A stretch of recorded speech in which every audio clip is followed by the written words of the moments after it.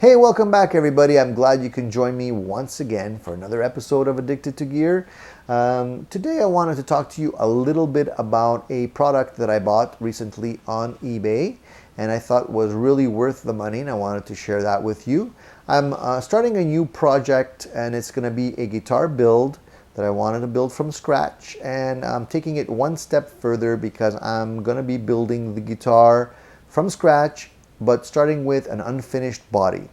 And I've never done that before. I've usually started my project builds with guitar bodies that were already finished, purchased them from other companies like All Parts or Mighty Might, and there's a whole bunch of other companies out there that provide pre-finished guitar bodies. But I wanted to sort of try my hand at tinting and finishing a guitar from scratch. I know it's kind of a lot of work and I don't know what to expect. I've never done this before. I don't have a spray booth at home. I haven't had a ton of experience doing this. I've done a lot of reading and I've done a lot of research on YouTube, and I've been watching a lot of videos as to how this is done, trying to pick up as many tips as I can along the way. But honestly, I don't really know what it's going to turn out to be. At the end, it might be a total flop. But that's neither here nor there. Today I want to talk to you about this cool body that I picked up for the project on eBay. The body is made by a company called Holy Grail Guitar Company, and I haven't ever purchased anything from there before. This is the first body that I purchased, and I selected them after reviewing a lot of other sellers on eBay that were selling guitar bodies.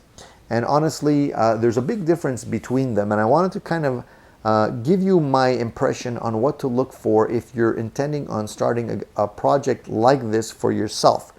I've noticed a couple of things and I wanted to share that with you.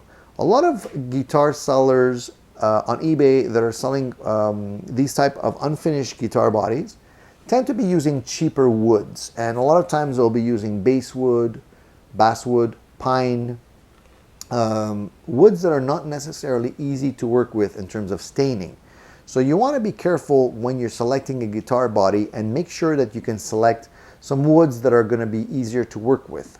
Because that's going to make a huge difference when you're working with tints and paints and dyes and whatnot. Now, what I noticed about these guys is that it looks to me like their bodies are CNC cut. They're not cut by hand. And a lot of other sellers on eBay are actually cutting their guitar bodies by hand. And you can tell this by seeing a lot more rougher edges in the cutouts. You're going to see chip out. You're going to see burns, wood burns on the edges. And it's particularly in places like the neck pocket where you have a very fine piece of wood here. A lot of times they're chipped, they're cut, they're not cut properly or straight.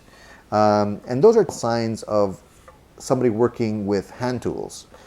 Also, if the guitar body doesn't have a round over on the edge here, that means that you're going to probably have to round over it yourself, either with sandpaper, which is not going to be very consistent. It's going to require a lot of work too. Or you're going to have to root it yourself with your own rooter, and you're going to risk probably chipping out stuff here in the neck pocket when it comes to the very fine piece of wood on the edge. So I would recommend selecting a body that has that already done for you, because you're going to be saving yourself a lot of problems, and eventually you might actually scrap the piece of wood if you don't know what you're doing. The other cool thing about this company is that the guitar body itself is made with a maple top that's about a quarter of an inch thick, and it's not a veneer, it's actually a cap, what they call a cap. The back of the guitar is made of alder, and it even has a really nice walnut strip that's glued between the two pieces here. So basically you have two pieces of wood glued with a strip in the middle and then capped with a maple top. Maple is really cool. I really like working with maple, but the thing with maple is if you're trying to stain it, it often doesn't stain consistently, so you have to be really careful with that. And we'll see what kind of results I get with it. But the idea with this project would be to stain it with a translucent type dye, and then coat it with a clear lacquer. I don't know if I'm going to be staining the entire body or just the top yet. I'm kind of deciding on that. But either way, I'll keep you up to date with this project. But I just really wanted to take 2 minutes to give a shout out to this company. I think if you have the ability to finish your own guitar and you want to start off with a good piece of wood that's going to give you less hassle and require less sanding and little finish work that's going to require more effort around the edges and whatnot, this is a good company to start with. So hats off to Holy Grail Guitar Company, a really cool company out there. I'm always really happy to promote companies that I think are giving you good value for the money. By the way, this guitar body is about, it was under $200 US.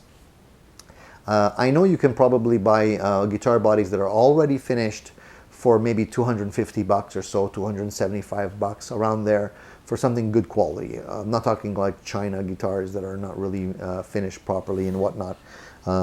So it's, in that regards, it's not extremely inexpensive because I'm going to be doing a lot of the work myself. But if you want to start off with a good foundation for your project and you want to really come up with a guitar that has sort of your own unique flair to it, I think these guys offer some really nice guitar bodies. They also offer guitar bodies with different types of configurations of woods and stripes down the middle and different types of rooting and whatnot. So check them out on eBay.